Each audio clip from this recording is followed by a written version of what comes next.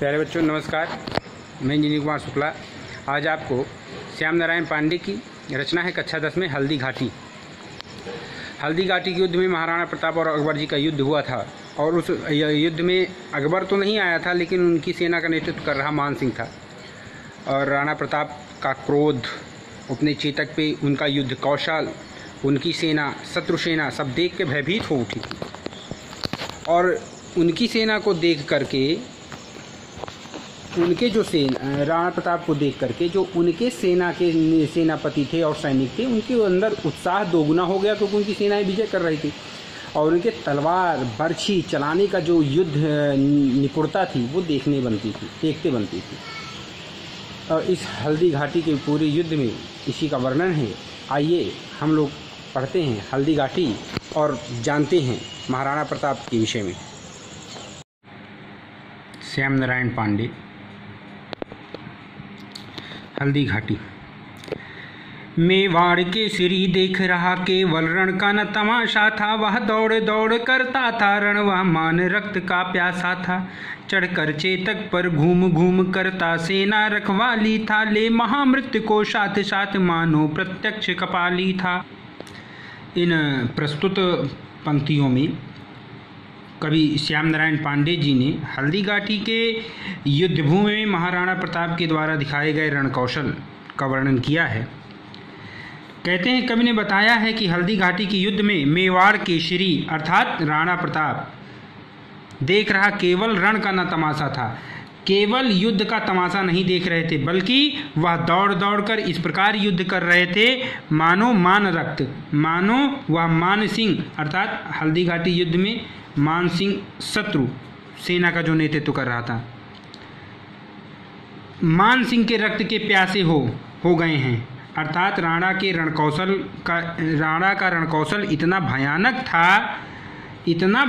था कि वह अपने स्वाभिमान की रक्षा करने के लिए मान सिंह की सेना के खून के प्यासे बनकर टूट पड़े।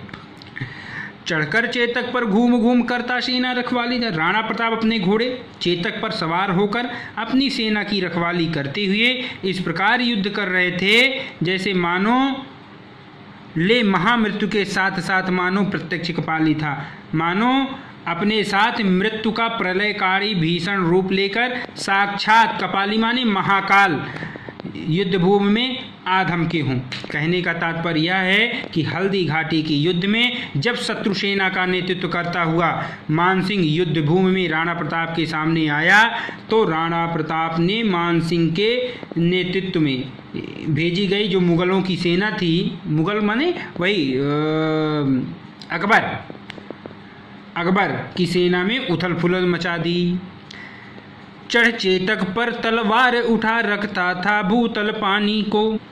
कब कहते हैं कि राणा प्रताप युद्धभूमि में तलवार उठाकर चेतक पर सवार होकर युद्ध करते थे और ऐसा प्रतीत होता था मानो अपने अंदर भूतल में स्थित पानी अर्थात अपना जो उनका शौर्य था उसको धारण कर रहे हों। राणा प्रताप सिर काट काट करता था सफल जवानी को। सेना नायक राणा के भी रण देख देख कर चाह भरे। मेवाड़ सिपाही लड़ते थे दूने तिगने उत्साह भरे।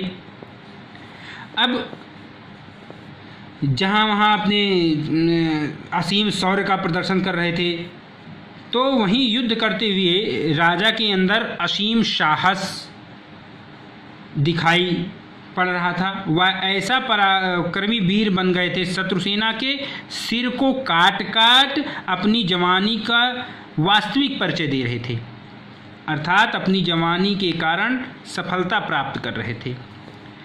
और सेना नायक राणा प्रताप के जो सेना के कुशल सैनिक राणा प्रताप के रण कौशल को देख देख कर और भी उत्साहित हो रहे थे और मेवाड़ सिपाही लड़ते थे दूने तिगने उत्साह भरे होकर युद्ध कर रहे थे। और वे राणा प्रताप के पराक्रम को देखकर दुगने तिगने उत्साह से जो उनके सिपाही थे वो युद्ध कर रहे थे मुगलों की सेना से।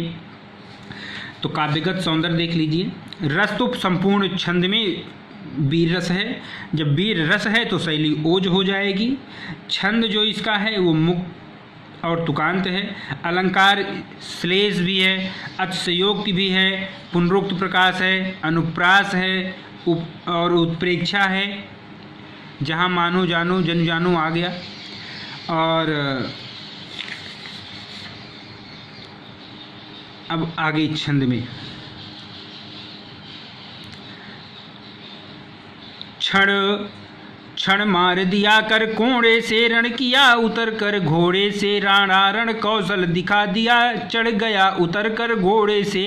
क्षण भीषण हलचल मचा मचा राणा कर की तलवार बढ़ी, और था सोर रक्त पीने को यह रणचंडी जीभ पसार बढ़ी। प्रिय छात्रों, संपूर्ण जो ये हम छंद कह रहे हैं, संपूर्ण छंद में जब अगर आपको प्रसंग लिखने गया है तो राणा प्रताप के रणकौशल का वर्णन किया गया है, और अंत में हम काव्य सौंदर्य सबका बता देते हैं।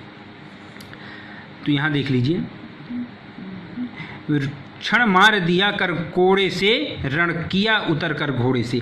हल्दी घाटी के युद्ध में कवि श्याम नारायण पांडे जी कह रहे हैं कि राणा प्रताप के रणकौशल को देखकर चकित हैं। राणा प्रताप के रणकौशल को देखकर कवि चकित है, सेन और विपक्ष शत्रु पक्ष की सेनाएं चकित हैं, उनके सेना के सैनिक और सेना नायक चकित हैं।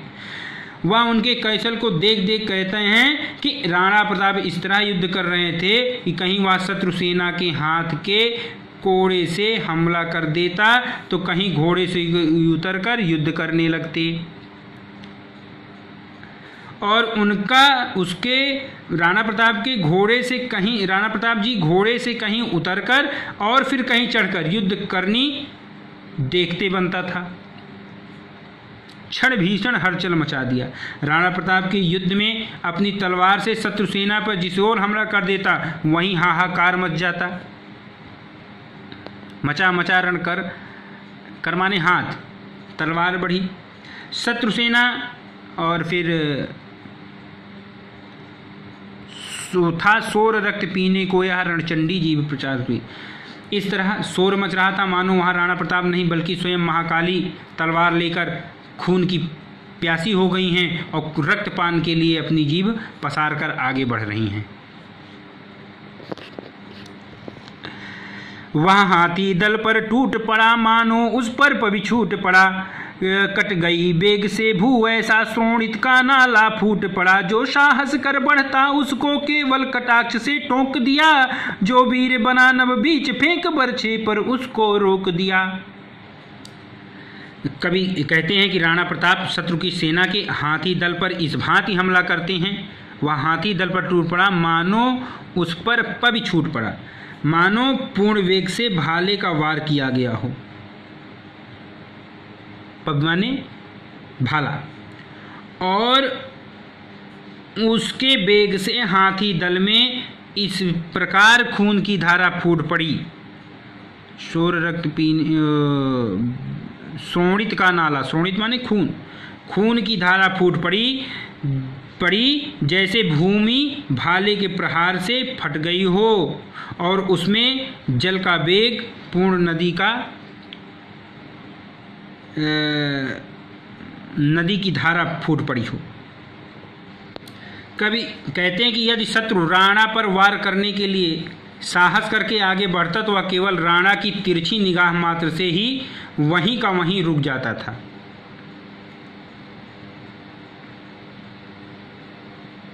यानी जो साहस कर बढ़ता उसको केवल कटाक्ष से कटाक्ष माने तिरछी नज़र से, यानी कोई शत्रु अगर हिम्मत करके आगे बढ़ता भी था तो राणा की तिरछी नजर से निगाह मात्र से वहीं रुक जाता था, और उसके बाद जो वीर बना नभ बीच फेंक बरछे पर उसको रोक दिया। यदि कोई शत्रु सैनिकों का हमला भी कर देता था तो राणा प्रताप उसे नभ के बीचों बीच हवा में ही अपने भाले से रोक देता था।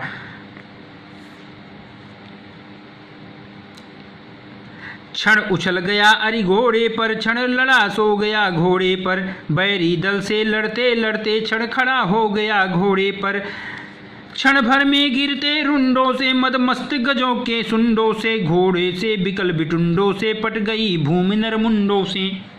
अब इसमें भी जब कवि ने राणा प्रताप के शौर्य में युद्ध भूमि में फैले हाहाकार का वर्णन कर रहे हैं, कभी कहते हैं कि यदि कोई शत्रु राणा प्रताप पर हमला करने के लिए उठा भी तो वहीं धराशाही हो गया। हाँ, क्षण उछल गया अरि घोड़े पर, क्षण लड़ा सो गया घोड़े पर।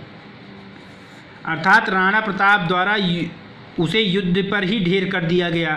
राणा प्रताप के पराक्रम के बयान करते हुए कभी कहते हैं कि वह शत्रु सेना से लड़ते लड़ते कभी कभी अपने घोड़े पर खड़ा भी हो जाता और इस प्रकार शत्रुओं की विशाल दलों को खदेड़ खदेड़ उन पर हमला करता था।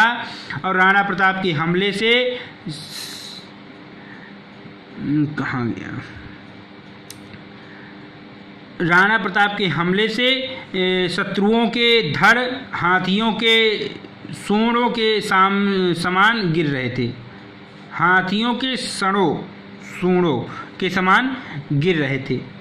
हाथियों और घोड़ों में भयंकर व्याकुलता के कारण युद्धभूमि नरमुंडों से पट गई, यानी जो सैनिक थे उनकी गर्दन अलग अलग पड़ी हुई थी और ऐसी धरती नरमुंडों से पड़ी दिखाई दे रही थी। ऐसा रण राणा करता था उस पर उसको था संतोष नहीं, क्षण क्षण आगे बढ़ता था वहाँ पर कम होता था रोष नहीं। कहता था लड़ता मान कहाँ, मैं कर लूँ रक्त स्नान कहाँ, जिस पर तय विजय हमारी है वह मुगलों का अभिमान कहाँ।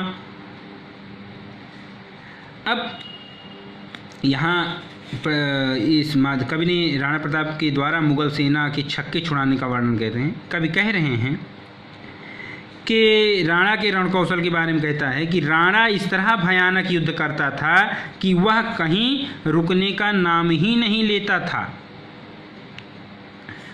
युद्धभूमि में जैसे जैसे आगे बढ़ता था वैसे वैसे उसका और भी युद्ध का उत्साह बढ़ता जाता था, उसे बिल्कुल संतोष नहीं था और रोष पर कम होता रोष नहीं। राणा प्रताप के बारे में कवि कह रहे हैं कि युद्ध में मान सिंह जो मुगल सेना का नेतृत्व कर रहा था उसका मुकाबला नहीं कर सकते थे। युद्धभूमि में राणा का मुकाबला करना मान सिंह के बस में ही नहीं था, इसीलिए कम होता था रोष नहीं, यानी महाराणा प्रताप का गुस्सा बिल्कुल कम नहीं होता था, वह मान सिंह के रक्त के प्यासे थे। कहता था लड़ता मान कहाँ, मैं कर लूँ रक्त स्नान कहाँ। और मान सिंह की को सुनकर या सोचकर राणा बहुत जब क्रोधित हो जाते थे तो राणा का मुकाबला करना मान सिंह के बस में तो बात तो थी नहीं। राणा उसको खोज रहे थे और उसके हाथों राणा का शरीर रक्त रंजित हो रहा था, यानी बहुत क्रोध से लाल हो रहा था और कह रहे थे कहाँ है, अगर वो मिल जाए मान सिंह तो मैं उसके खून से स्नान कर लूँ। जिस पर तय विजय हमारी है वह मुगलों का अभिमान कहा। और राणा प्रताप जी कहते हैं कि युद्ध में विजय, कवि कहते हैं कि युद्ध में विजय उसकी होगी जो पूर्ण निश्चिंत है और उसके जीते जी मुगल सेना अभिमान प्रकट करे, यह कदाप नहीं हो सकता। अर्थात राणा कभी अपना सर नहीं झुका सकते मुगलों के आगे, इनको तो मैं खदेड़ खदेड़ युद्धभूमि से मारूंगा। तो प्यारे बच्चों, जो पूरा छंद है वो वीर रस में है, जो इसका काव्य सौंदर्य है, भाषा इसकी खली बोड़ी है, रस वीर है, अलंकार अनुप्रास, पुनरुक्त प्रकाश श्लेष उत्प्रेक्षा, शैली ओजपूर्ण है।